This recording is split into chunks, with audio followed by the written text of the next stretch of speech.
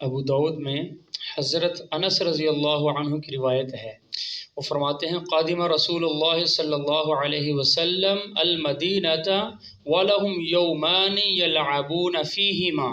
نبی علیہ الصلاۃ والسلام جب مدینہ منورہ تشریف لائے تو دیکھا کہ مدینہ والے 2 دن ایسے مقرر رکھتے ہیں جس کے اندر وہ اپنا کھیلنے کا عمل کرتے ہیں۔ تو نبی علیہ الصلاۃ والسلام نے ان سے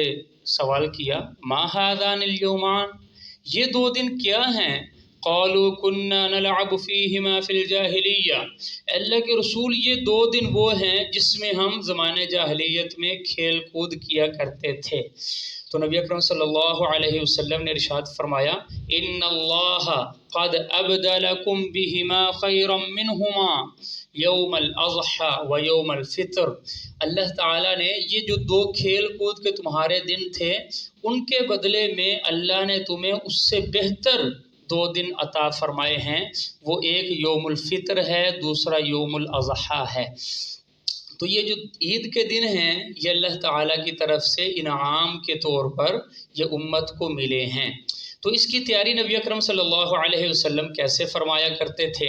تو آئیے ہم تھوڑا سا جو سنت عمل ہے اس کے حوالے سے بات کرتے ہیں۔ تو چونکہ یہ عید الاضحیٰ کا موقع ہے اس حوالے سے ہم بات کریں گے۔ تو حضرت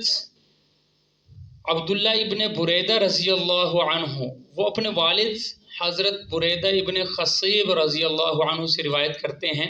ابن ماجہ کی حدیث ہے ان رسول اللہ صلی اللہ علیہ وسلم کان لا یخرج یوم الفطر حتی یأکل، آپ عید الفطر کے لیے جب جاتے تھے تو کچھ پہلے کھا کر پھر نماز کے لیے تشریف لے جاتے تھے، اور عید الاضحیٰ کے دن کان لا یأکل یوم النحر حتی یرجع، آپ واپس آنے تک کچھ نہیں کھایا کرتے تھے۔ اور مسند احمد کی روایت ہے حتی یرجع ویأکل من اضحیتی، آپ جب واپس تشریف لاتے تو واپس آ کر بھی صرف قربانی کے گوشت کو ہی اپنے پیٹ میں ڈالتے تھے۔ تو سب سے پہلے جو چیز اس دن کھانے والی ہوتی تھی وہ قربانی کا گوشت ہوتا تھا۔ اور جو سنن کبریٰ کی روایت ہے اس میں فرمایا کہ اذا رجع اکل من کبد اضحیتی، جب آپ واپس تشریف لاتے تو اپنی قربانی کی جو کلیجی ہوتی تھی اس سے آپ صلی اللہ علیہ وسلم اپنے دن کے کھانے کا آغاز فرمایا کرتے تھے۔ تو یہ آپ صلی اللہ علیہ وسلم کا ایک سنت عمل ہے کہ قربانی والے دن جب تک قربانی ذبح نہ ہو جائے اس وقت تک کچھ نہیں کھایا پیا کرتے تھے، یہ ایک سنت عمل ہے۔ لیکن اس میں یاد رکھیں یہ سنت غیر مؤکدہ عمل ہے، جو بندہ یہ کر لے گا اس کو اس کا ثواب ملے گا، لیکن اگر کوئی نہ کر سکا بیماری کی وجہ سے، بعض لوگوں کو شوگر کا ایسا مسئلہ ہوتا ہے کہ زیادہ دیر وہ بھوک کو برداشت نہیں کر سکتے ہیں، تو ان کے لیے یہ کوئی فرض واجب نہیں ہے۔ اگر کوئی ضرورت پیش آئے، طبیعت ناڈال ہو، یا پھر بعض دفعہ ہوتا ہے کہ کسائی بہت لیٹ آنے والا ہوتا ہے، اس نے 2-3 بجے جا کر آنا ہے، پہلے اور لوگوں کے جانور ذبح کرنے ہیں، تو اتنی دیر تک بھوک اور پیاس کو برداشت کرنا مشکل ہو جاتا ہے۔ تو اگر کہیں جلدی ضرورت پیش آئے تو آدمی وہ کھا پی بھی سکتا ہے۔ دوسری اس میں اہم بات جو یاد رکھنے کی ہے، بہت زیادہ لوگوں کو سنا ہے وہ کہتے ہیں کہ یہ دن کا آغاز جو ہے یہ ہم نے روزہ رکھا ہوا ہے، ہم کچھ کھائیں گے پئیں گے نہیں۔ یاد رکھیے نبی اکرم صلی اللہ علیہ وسلم نے ارشاد فرمایا کہ یہ عید کے جو دونوں دن ہیں اس کے اندر شیطان روزہ رکھتا ہے، ان دونوں دنوں کے اندر روزہ رکھنا حرام ہے، اس لیے اس کو روزے کا نام نہیں دیں گے۔ یہ کھانے پینے سے رکنا قربانی کرنے تک یہ سنت عمل تو ہے، لیکن اس کو ہم روزے کا نام نہیں دے سکتے، روزہ کہنا گناہ ہے۔ تو یہ پہلا عمل نبی علیہ الصلاۃ والسلام یہ فرمایا کرتے تھے کہ قربانی کرنے سے پہلے کچھ بھی تناول نہیں فرمایا کرتے تھے۔ اور دوسرا عمل حضرت عبداللہ ابن عباس رضی اللہ عنہ کی روایت ہے، فرمایا کہ کان رسول اللہ صلی اللہ علیہ وسلم یغتسل یوم الفطر و یوم الاضحیٰ، نبی علیہ الصلاۃ والسلام عید الفطر اور عید الاضحیٰ دونوں دنوں کے اندر غسل فرمایا کرتے تھے۔ اور تیسرا عمل جو ہے حضرت جابر رضی اللہ عنہ کی روایت ہے، سنن کبریٰ امام بہقی رحمہ اللہ نے ذکر فرمائی ہے، فرمایا کہ ان رسول اللہ صلی اللہ علیہ وسلم कान यल्बसु बुर्दहुल अहमर फिल ईदैन वल जुमआ। फरमाया कि नबी अलैहिस्सलातु वस्सलाम के पास एक खूबसूरत सुर्ख रंग की चादर थी, वो आप सल्लल्लाहु अलैहि वसल्लम ईद के दिनों के लिए और जुम्मे के दिन के लिए ज़ेबे तन फरमाया करते थे। तो ये ईद के लिए अच्छे से अच्छा जोड़ा जो है वो पहनना, अगर नया हो तो आदमी नया पहन लें, वरना जो सारे कपड़ों में से जो अच्छा जोड़ा हो वो पहनना आप सल्लल्लाहु अलैहि वसल्लम की सुन्नत है। और सुनन कुबरा की एक रिवायत है, हज़रत जाफ़र इब्न मुहम्मद रहमहुल्लाह फरमाते हैं, कान रसूलुल्लाह सल्लल्लाहु अलैहि वसल्लम यअतम्मु फी कुल्लि ईदिन, आप सल्लल्लाहु अलैहि वसल्लम हर ईद के मौका पर इमामा बांधा करते थे। और एक रिवायत के अंदर है व अलैहि इमामतुन सौदा, कि आप सल्लल्लाहु अलैहि वसल्लम ईद के दिन खुतबा इरशाद फरमा रहे हैं और आपके सर मुबारक के ऊपर काले रंग का इमामा था। और रिवायत में है कि आप सल्लल्लाहु अलैहि वसल्लम ईद के लिए यततय्यबु व युरग़िबु फ़ीही, आप खुद भी जो है वो इतर इस्तेमाल करते थे, खुशबू इस्तेमाल करते थे और दूसरों को भी तरगीब दिया करते थे। तो ये खुशबू जो है ये भी सुन्नत है। उसके अलावा जो है सफाई सुथराई के अंदर आप सल्लल्लाहु अलैहि वसल्लम मिसवाक को बहुत पसंद फरमाया करते थे। तो चूँकि कि ये भी नमाज है, इसके लिए भी वज़ू होता है, और हदीस में फरमाया कि अगर मुझे लौला अन अशुक्क अला उम्मती लअमरतुहुम बिस्सिवाक इंद कुल्लि वज़ूइन, और एक रिवायत में इंद कुल्लि सलातिन, कि अगर मुझे उम्मत पर मुशक्क़त का ख़तरा ना होता तो मैं हर वज़ू के शुरू में, हर नमाज से पहले मैं मिसवाक करने का हुक्म दे देता। तो ये मिसवाक जो है वो पसंद है, इस वजह से मिसवाक भी कर लेनी चाहिए। और अगर ब्रश वगैरह कर लिया जाए तो ब्रश करने से भी जो है वो एक तरह से सुन्नत अदा हो जाती है। तो आप सल्लल्लाहु अलैहि वसल्लम इस तरह सफाई सुथराई का एहतमाम फरमाया करते थे। फिर जब नमाज ईद के लिए निकलते, हज़रत अब्दुल्लाह इब्न उमर रज़ी अल्लाहु अन्हु की रिवायत है,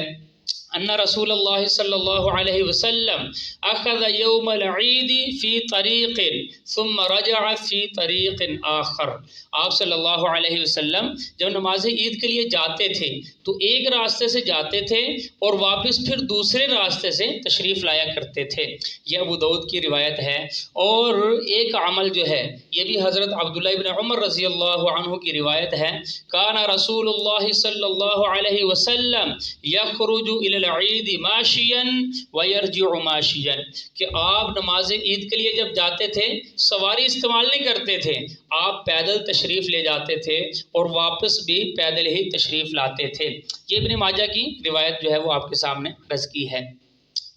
उसके अलावा जो है आप सल्लल्लाहु अलैहि वसल्लम अपने जो करीबी रिश्तेदार हैं, हज़रत अली है, हसन हुसैन हैं, उसामा इब्न ज़ैद है, फ़ज़ल इब्न अब्बास हैं और अब्दुल्लाह इब्न अब्बास वगैरह मुख्तलिफ़ अहले बैत के जो हज़रात हैं, जो अपने करीबी रिश्तेदार हैं, उनको साथ लेकर तकबीरें पढ़ते हुए आप सल्लल्लाहु अलैहि वसल्लम ईदगाह पहुँचते थे। ये सुनन कुबरा और मुस्नद अहमद के अंदर ये रिवायत मौजूद है कि अपने घर वालों को, अपने करीबी रिश्तेदारों को वो साथ लेकर आप जो है वो ईदगाह के अंदर तशरीफ़ लाया करते थे। और इसमें जो एक ख़ास हुक्म दिया गया है, आम हालात में तो औरतों को तरगीब दी कि वो घर में नमाज पढ़ें और जितना छुप कर पढ़ें उतना ज़्यादा उनके लिए फजीलत की बात है। लेकिन ये ईद का मौका ऐसा होता है, पूरी उम्मत मुस्लिमा, पूरे इलाके के लोग, सारे मुसलमान जो है वो एक जगह जमा होते हैं और अपने इख्तलाफात को, अपनी नफ़रतों को और अपने छोटे छोटे जो एतराज़ात और इश्कालात हैं उनको मिटाकर सारे जो है वो एक जगह पर ईदगाह के अंदर जमा हुआ करते हैं। तो ऐसा मौका पर आप सल्लल्लाहु अलैहि वसल्लम ने इरशाद फरमाया, यखरुजुल अवातिक़ु व ज़वातिल खुदूर, कि इस मौका पर जो नौजवान बच्चियां हैं, जो ख़वातीन हैं, वो भी जो पापर्दा औरतें हैं, वो भी इसके अंदर ईद के लिए वो भी ईदगाह की तरफ निकला करें। और आगे फरमाया वल हुय्यस, जो हालत हैज़ में हैं, जो नापाकी की हालत में हैं, وہ عورتیں بھی ضرور عیدگاہ کے اندر پہنچیں اور کیا کریں، وَلْيَشْهَدْنَ الْخَيْرَ، وہ جو خیر کی باتیں ہیں، وہ جو اچھی باتیں ہیں، اس کے اندر دوسروں کا ساتھ بنیں، اس کے اندر وہ حاضری دیں، اور وَدَعْوَةَ الْمُسْلِمِينَ، اور مسلمان جو مل کر اکٹھے ہو کر جو اللہ سے دعائیں کریں گے اس کے اندر بھی وہ شرکت کریں۔ اور آگے فرمایا وَيَعْتَزِلُ الْحُيَّضُ الْمُصَلَّى، ہاں اتنی بات ہے کہ حالت حیض کے اندر، ناپاکی کی حالت میں بھی ان کو آنا چاہیے، لیکن فرمایا کہ ایسی حالت کے اندر وہ عیدگاہ کے اندر جو نماز کی جگہ ہے، جو پاک جگہ ہے، اس سے علیحدہ ہو کر بیٹھ جائیں، اور جب دعا وغیرہ ہو اس کے اندر وہ شریک ہو جائیں۔ پھر راویہ کہتی ہیں کہ ہم نے پوچھا اللہ کے رسول، اگر کسی کے پاس کوئی چادر نہ ہو، کوئی اوڑھنی نہ ہو جس کو لے کر وہ عیدگاہ کی طرف آ سکے، تو آپ صلی اللہ علیہ وسلم نے ارشاد فرمایا لِتُلْبِسْهَا صَاحِبَتُهَا، اس کی جو سہیلی ہے اس کو چاہیے کہ وہ اپنی چادر تھوڑی دیر کے لیے اس کو دے دے، یعنی چادر نہ ہونا اس کو بھی عذر کے طور پر قبول نہیں فرمایا، بلکہ یہی فرمایا کہ وہ اس کو بھی چاہیے کسی سے ادار چادر لے کر وہ بھی مسجد میں حاضر ہو جائے۔ یہ بخاری میں اور دیگر روایات کے اندر، دیگر کتابوں کے اندر یہ حدیث جو ہے وہ موجود ہے۔ اب اس کے اندر جو ہے وہ چونکہ امت کا جو اجماع ہے وہ بھی بڑی معنی رکھتا ہے، اور جو ہے یہ بھی ایک دلیل ضروری ہے، لازمی ہے، اس وجہ سے اس پر بھی عمل کرنا چاہیے۔ تو حضرت عمر رضی اللہ عنہ کے دور کے اندر اجماع ہو چکا تھا کہ عورتیں گھروں میں ہی نماز پڑھا کریں، اور کسی ایسی ضرورت کے لیے وہ گھر سے نہ نکلا کریں، ان کا گھر میں ہی نماز پڑھنا بہتر ہے۔ اس وجہ سے پوری امت نے، صحابہ کرام نے منع کر دیا، اور کسی نے کوئی اعتراض نہیں کیا، تو یہ امت کا اجماع ہو گیا کہ عورتیں مسجد میں نہ آیا کر۔ لیکن اس طرح کی احادیث کو دیکھ کر، اور خاص طور پر ہمارے زمانے کے جو حالات ہیں اس کو دیکھ کر ہمیں اس میں گنجائش دینی چاہیے کہ کم از کم عید کا موقع پر عورتیں بھی اور مائیں بہنیں جو ہیں وہ بھی نماز عید کے لیے حاضر ہوں۔ اور اگر ہم اپنے زمانے میں دیکھتے ہیں کہ یہی خواتین آدھی رات تک شاپنگ کر رہی ہیں، ان کو نہیں روکا جاتا ہے، اور یہ کالج، یونیورسٹی اور اسکولوں کے اندر اور مختلف جو ہے جابز کے لیے عورتیں گھروں سے باہر رہتی ہیں، اور کافی دیر تک باہر رہتی ہیں، اور تعلیم کے لیے ہاسٹل بھی رہتی ہیں، تو وہ سارا جو دنیا کے لیے پروسیس ہے وہ باہر نکلنے کی وہ گنجائشیں ان کے لیے نکلتی ہیں، اور اس کی اجازت علماء نے بھی دی ہے۔ تو یہ دین کا موقع، اس کے لیے بھی تھوڑی وسعت رکھنی چاہیے، ایسے موقع پر عورتوں کو بھی حاضر ہونا چاہیے تاکہ وہ بھی اسلام کی شان و شوکت کو دیکھیں، اور جو لازمی اور ضروری ہدایات ہیں، جو ایمان کے تقاضے ہیں، جو ایمان کی باتیں ہیں، اس کو سنیں، اور تاکہ ان کے اندر وہ تازگی پیدا ہو، تاکہ دین کی رغبت ان کے اندر پیدا ہو۔ چنانچہ اس وجہ سے بے شمار روایات کے اندر ہے کہ آپ صلی اللہ علیہ وسلم نے پہلے خطاب فرمایا، بیان فرمایا، اس کے بعد جب آپ نے محسوس کیا کہ عورتوں کو صحیح طرح سے بات نہیں پہنچی، تو آپ صلی اللہ علیہ وسلم اٹھ کر عورتوں کی جانب تشریف لے گئے، اور وہاں پر عورتوں کو وعظہن، ان کو خاص طور پر جو ہے وہ نصیحت فرمائی، اور فرمایا تصدقنا ولو من حلیکن، تمہیں جو ہے وہ لازمی اور خاص طور پر صدقہ کرنا چاہیے، چاہے اپنے زیورات میں سے کرنا پڑے۔ تو چنانچہ حضرت بلال رضی اللہ عنہ جولی آگے کر کے کھڑے ہوئے، عورتوں نے اپنے زیورات اور مختلف چیزیں جو ہے وہ صدقہ کی، اور وہ پھر آپ صلی اللہ علیہ وسلم نے فقراء اور جو غریب اور مساکین لوگ تھے ان کے اوپر اس کو تقسیم فرما دیا۔ تو کہنے کا مقصد یہ ہے کہ وہ اپنی جگہ پر بہت ٹھیک ہے جو علماء منع فرماتے ہیں، لیکن فی زماننا، ہمیں اپنے زمانہ کے اندر جب دوسرے کاموں کے لیے ساری رخصتیں ہم دیکھتے ہیں کہ دی جاتی ہیں، اور عورتیں بہت زیادہ اپنا وقت جو ہے گھر سے باہر نکالتی ہیں، اور اس میں کوئی دین کا فائدہ نہیں ہوتا، کوئی ان کی تربیت وغیرہ خاص طور پر نہیں ہوتی، تو یہ جو خاص دن ہے اور خاص عمل ہے، اور جس میں خصوصی طور پر عورتوں کی تربیت کے لیے آپ صلی اللہ علیہ وسلم نے اہتمام فرمایا، تو اس کے لیے عورتوں کا مسجد میں یا عیدگاہ میں آنا اور دین کی بات کو سننا، ترغیب کو سننا، اپنے اندر ایمان کی رغبت کو پیدا کرنا اور مسلمانوں کی دعاؤں کے اندر شامل ہونا، اس میں جو ہے وہ رعایت دے دینی چاہیے۔ اور اس میں خاص طور پر عورتوں کے لیے بھی یہ تھوڑی سی ہدایات ہیں کہ وہ جب گھر سے نکلیں تو وہ بھی اتنا بن سور کر نہ نکلیں، خوشبو لگا کر نہ نکلیں، اور ایسے جو ہے وہ میک اپ وغیرہ استعمال نہ کریں جن کی خوشبو دور تک جاتی ہو،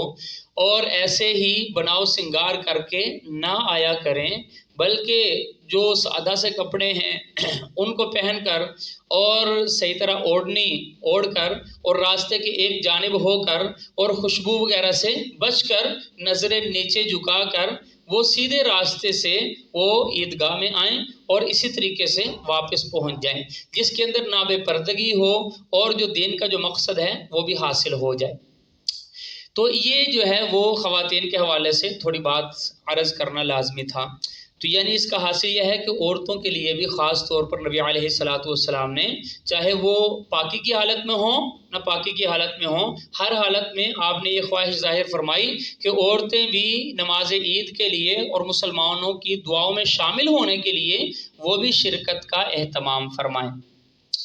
اب یہ ہے کہ آدمی جب عیدگاہ کے اندر آ جاتا ہے تو اس میں پھر کیا عمل کرنا ہے؟ تو نبی علیہ الصلاۃ والسلام کا ایک عمل تو یہ ہے، حضرت عبداللہ بن عباس رضی اللہ عنہ کی روایت ہے کہ ان رسول اللہ صلی اللہ علیہ وسلم صلی یوم العید بغیر اذان ولا اقامہ، ابن ماجہ کی روایت ہے کہ آپ صلی اللہ علیہ وسلم نے نماز عید ادا فرمائی اور نہ اس سے پہلے کوئی اذان تھی نہ اقامت تھی، بغیر اذان کے اور بغیر اقامت کے آپ صلی اللہ علیہ وسلم نے نماز عید ادا فرمائی۔ اور حضرت سعید ابن عاص رضی اللہ عنہ انہوں نے حضرت ابو موسیٰ اشعری اور حذیفہ ابن یمان رضی اللہ عنہما سے سوال کیا، کیف کان رسول اللہ صلی اللہ علیہ وسلم یکبر فی الاضحیٰ والفطر، آپ صلی اللہ علیہ وسلم نماز عید الاضحیٰ اور نماز عید الفطر کے اندر کتنی تکبیرات پڑھتے تھے اور کس طریقے سے پڑھتے تھے؟ تو حضرت ابو موسیٰ اشعری رضی اللہ عنہ نے جواب دیا، کان یکبر اربعا، آپ صلی اللہ علیہ وسلم 4 تکبیریں پڑھا کرتے تھے، اور ایک روایت میں ہے اربعا، آپ 4 جو ہے وہ تکبیریں پڑھتے تھے، یعنی ایک رکعت میں 4 تکبیریں، پھر دوسری رکعت میں 4 تکبیریں۔ تو پہلی رکعت کے اندر تکبیر تحریمہ ہے، اس کے بعد 3 تکبیریں جو ہے وہ اضافی ہیں، اور دوسری رکعت کے اندر 3 تکبیریں اضافی اور چوتھی تکبیر جو ہے وہ رکوع والی ہے۔ اس طرح شروع میں پہلی رکعت میں شروع میں 4 تکبیریں اکٹھی ہیں، اور دوسری رکعت میں دوسری جو ہے وہ رکوع کو ساتھ ملا کر آخر میں وہ قرات والی جو موقع ہے قیام کے اندر آخر میں 4 تکبیریں جو ہیں وہ ملی ہوئی ہیں۔ تو یہ ابو داؤد کی روایت ہے کہ حضرت ابو موسیٰ اشعری رضی اللہ عنہ فرماتے ہیں کہ نبی علیہ الصلاۃ والسلام عید کے اندر 4 تکبیریں پڑھا کرتے تھے، تکبیرہ علی الجنائز، جیسے آپ جنازے کے اوپر تکبیر پڑھتے تھے۔ تو جیسے جنازے کی 4 تکبیریں ہیں، ایسے ہی آپ صلی اللہ علیہ وسلم وہ عید کے موقع پر بھی، نماز عید کے اندر بھی وہ 4 تکبیریں پڑھا کرتے تھے۔ تو یہ نماز عید کے حوالہ سے یہ بات تھی۔ اس کے بعد یہ بات آ جاتی ہے کہ بعض لوگ جو ہے، بلکہ اکثر معاشرے کے اندر نماز عید کے بعد آپس میں گلے ملا جاتا ہے۔ تو اس میں ایک بات تو یہ یاد رکھیں کہ گلے ملنا جو ہے وہ صرف 1 مرتبہ ہی ہوتا ہے، 3 مرتبہ کوئی سنت نہیں۔ کئی لوگ بہت اس کو لازم سمجھتے ہیں کہ 3 مرتبہ جو ہے پہلے ایک طرف پھر دوسری طرف پھر اس طرف، اس طرح 3 مرتبہ وہ لازم سمجھتے ہیں۔ تو معانقہ جو ہے وہ 1 مرتبہ سے بھی ادا ہو جاتا ہے۔ دوسری جو اس میں سمجھنے کی بات ہے وہ یہ ہے کہ آپ صلی اللہ علیہ وسلم سے، صحابہ سے، محدثین سے، فقہاء سے، صالحین سے یہ عمل ثابت نہیں ہے۔ تو اب کیا ہے؟ اب ایسا عمل اگر ہم کریں گے وہ بدعت بنے گا، لیکن بدعت کی تعریف کو بھی ذہن میں رکھنا چاہیے۔ بدعت وہ عمل ہوتا ہے جس کو ہم ثواب سمجھ کے، دین کا حصہ سمجھ کے کرتے ہیں، اور نہ کرنے والوں پر ہم لعن طعن کرتے ہیں، ان کو برا بھلا سمجھتے ہیں۔ اگر اس چیز سے ہٹ کے آپ اس کو سنت نہ سمجھیں، شریعت کا حکم نہ سمجھیں، نماز کا حصہ نہ سمجھیں، اور آپ ویسے ہی رواج کے طور پر، یا آپ نے دیکھا کہ آج سارے محلے والے چھٹی بھی ہے، سارے اکٹھے ہیں، پہلی مرتبہ ملنے کا موقع ہے، تو آپ ملتے ہیں شریعت کا حکم سمجھ کے نہیں، بلکہ تعلقات کی بنیاد پر آپ اگر گلے ملتے ہیں تو یہ پھر بدعت کی تعریف میں نہیں آتا ہے۔ تو ایسی حالت میں گنجائش ہے۔ تو یہ عمل بہت عام اور شائع ہے، اس وجہ سے بجائے اس سے روکنے کے اور اس کو حرام اور مکروہ بتانے کے جس سے فتنہ پیدا ہو، اس سے بہتر یہ ہے کہ آپ لوگوں کی تربیت کریں اور لوگوں کو بتائیں اور لوگوں کو سمجھائیں، یہ بات ذہن نشین کر لیں کہ یہ جو ہم گلے ملنے والا عمل کر رہے ہیں یہ سنت نہیں ہے، یہ نبی علیہ الصلوۃ والسلام کا کوئی طریقہ مسنونہ نہیں ہے۔ اگر کوئی دین کا عمل یا دین کا حکم سمجھے بغیر اس کو کرتا ہے تو اس کے لیے گنجائش ہے، اس میں ممانعت نہیں ہے، اور نہ ہی وہ جو ہے بدعت کی تعریف کے اندر آتا ہے۔ اور پھر یہ ہے کہ آپ صلی اللہ علیہ وسلم ایک راستے سے جانے میں بتایا کہ جب آپ نماز عید گلے وغیرہ مل لیا ہے، اب واپس جانا ہے، تو جس راستے سے آپ آئے ہیں اس کو چھوڑ کر دوسرے راستے سے واپس چلا جانا چاہیے۔ تو اس میں بھی یہ عمل بھی سنت غیر مؤکدہ ہے۔ اگر آپ اسی راستے سے واپس چلے گئے ہیں تو آپ پر کوئی گناہ نہیں ہے۔ بعض دفعہ یہ ہوتا ہے کہ مثلا بند گلی ہے، آپ کا گھر جو ہے اس کونے کے اوپر ہے، آپ ادھر سے ہی آئے اور ادھر سے ہی آپ واپس چلے گئے، تو یہ جو ہے اس میں کوئی دوسرا راستہ ہی نہیں ہوتا، اس وجہ سے یہ کوئی فرض واجب والا حکم نہیں ہے۔ اور اب ایک بات اس میں یہ رہ گئی ہے، آپ صلی اللہ علیہ وسلم کا جو عمل متواتر تھا اور اکثر تھا وہ یہ تھا کہ آپ نماز عید وہ عیدگاہ کے اندر ادا فرمایا کرتے تھے۔ آپ کے لیے ممبر نکالا جاتا تھا،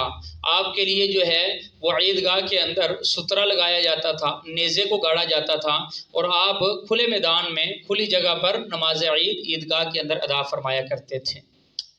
لیکن اگر کوئی وجہ ہو، ضرورت ہو، حاجت ہو، مجبوری ہو،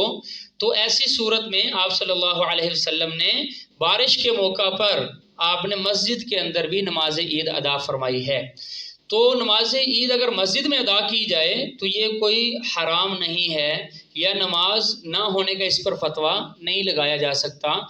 مسجد کے اندر بھی نماز عید اگر ادا کی جائے تو اس میں بھی جو ہے وہ آدمی اس کے عدم جواز کا فتویٰ نہیں لگا سکتا ہے۔ باقی بہتر یہ ہے کہ بجائے چھوٹی چھوٹی مسجدوں میں جمع ہونے کے مسلمان سارے جو ہے وہ ایک جگہ پر جائیں تو یہ زیادہ بہتر ہے، اور یہ آپ صلی اللہ علیہ وسلم کا زیادہ عمل اسی کے اوپر تھا۔ اور زیادہ لوگوں کے جمع ہونے سے اللہ تعالیٰ بھی خوش ہوتے ہیں، اس وجہ سے کوشش کرنی چاہیے کہ نماز عید جو ہے وہ عیدگاہ کے اندر پہنچ کر سارے اکٹھے ہو کر مسلمان جو ہے وہ نماز عید کو ادا کریں۔ لیکن اگر مسجدوں میں بھی پڑھنے کی ضرورت پیش آئے اور حاجت پیش آئے تو ایسی صورت میں بھی وہ گناہ والا کام نہیں ہے۔ اللہ تعالی ہمیں جو کہا ہے سنا ہے، اس میں جو صحیح باتیں ہیں جس میں جو ہے وہ صحیح عرض کر سکے اس پر عمل کرنے کی توفیق عطا فرمائے۔ اگر کہیں ذہن کی یا اپنے زبان کی غلطی ہوئی ہے تو اللہ تعالی اس کو معاف فرما دیں۔ وآخر دعوانا الحمد للہ رب العالمین۔